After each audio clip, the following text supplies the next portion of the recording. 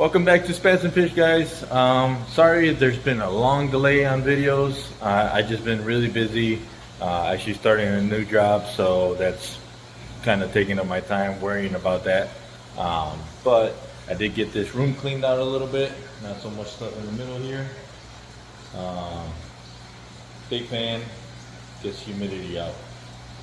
But today's video should be short. Like I was saying earlier, it's going through a power outage. What I do, or what I like to do during a power outage, and maybe some tips for you guys. So stay tuned, and I'll see you on the outro. Alright guys, so we lost power, and I was figuring I'd give some time to actually point out what I like to do for power outages, and if they get too bad. Pretty soon I'm actually going to be doing, I have a generator that I want to install, so I won't have issues with this.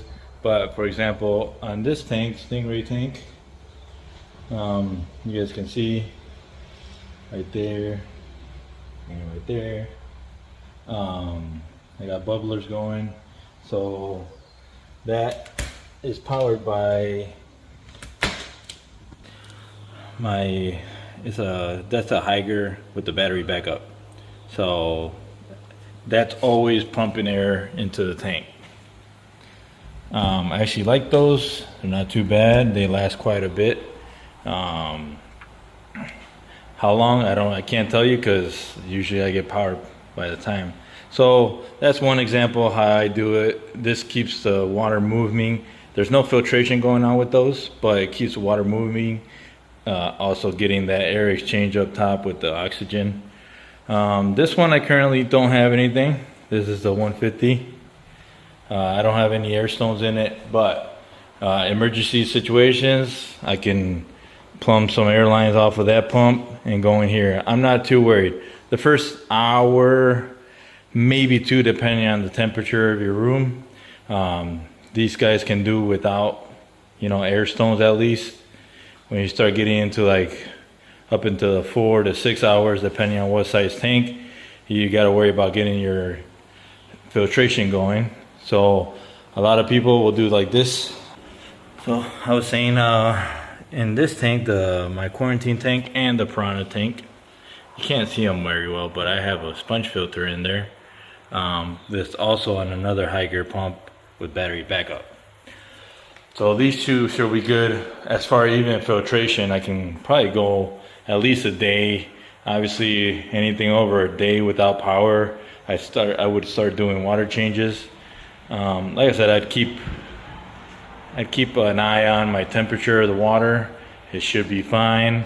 We're not in the winter, and it's not too hot in this room where it'll start climbing too fast. I keep these temperatures on these tanks pretty high anyway, so I don't think they can climb. If anything, they'll drop, but they won't drop drastically. The big guy, I don't have anything in there right now. There's definitely enough water volume in it to be good for a couple hours at least. A lot of these guys, they actually breathe from out of water anyways, like the gars, the giant gourami I have in here. They breathe out of the water, or they can't breathe out of the water. The catfish, they don't, but they're usually pretty good. They're good with low oxygen. Like I said, I never had a power outage that stressed me out, but in a situation like this big tank, I would definitely have to get some kind of generator, get the pumps going again, and get that filter going. I do have 2 air stones in there from previous videos. You guys see them running, but that's just a 120 air pump.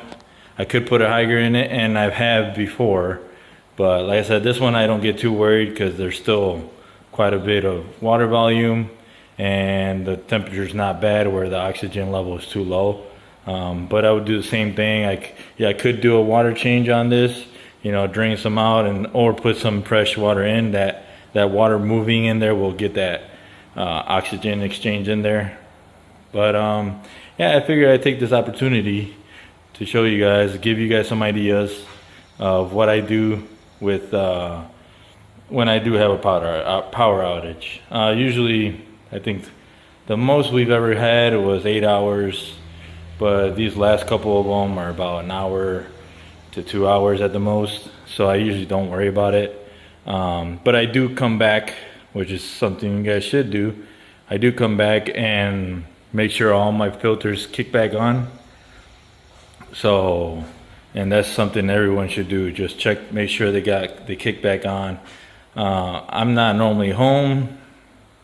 Well, I am home, but what I'm trying to say is if I'm home or if I'm at work, I don't live too close from here, so I can't come back and get things going. So that's one of the things I'm trying to do, is get a generator for the whole house that'll run this, as soon as power goes out, it'll just kick on and get my filters going.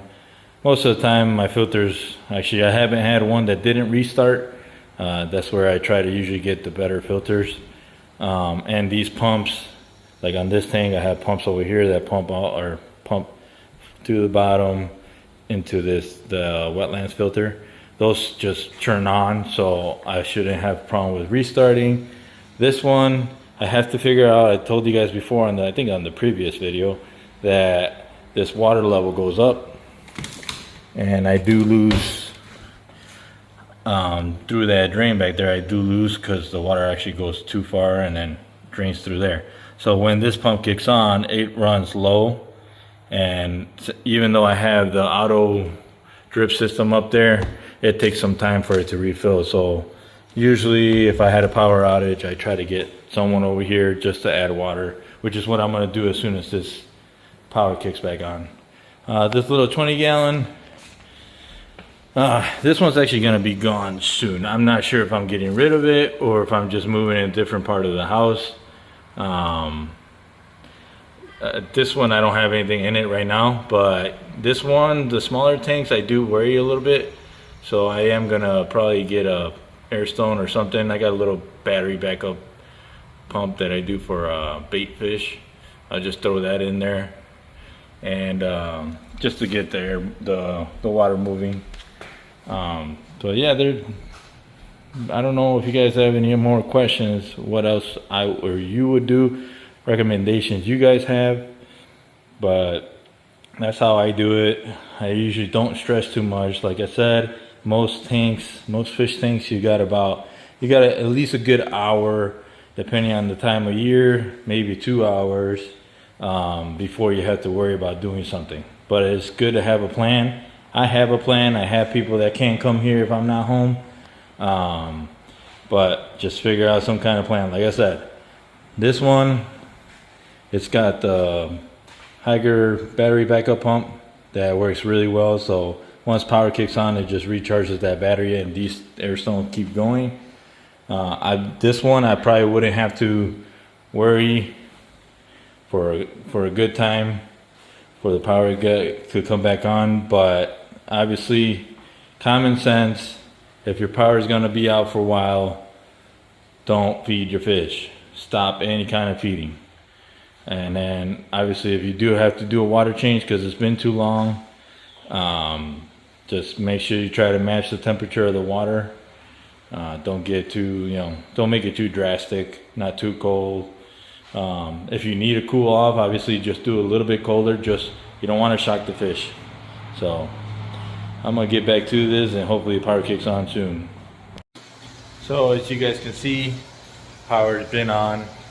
Obviously the intro and outro were recorded differently, but we got power about, I want to say 30 minutes max, an hour after while I was making the video.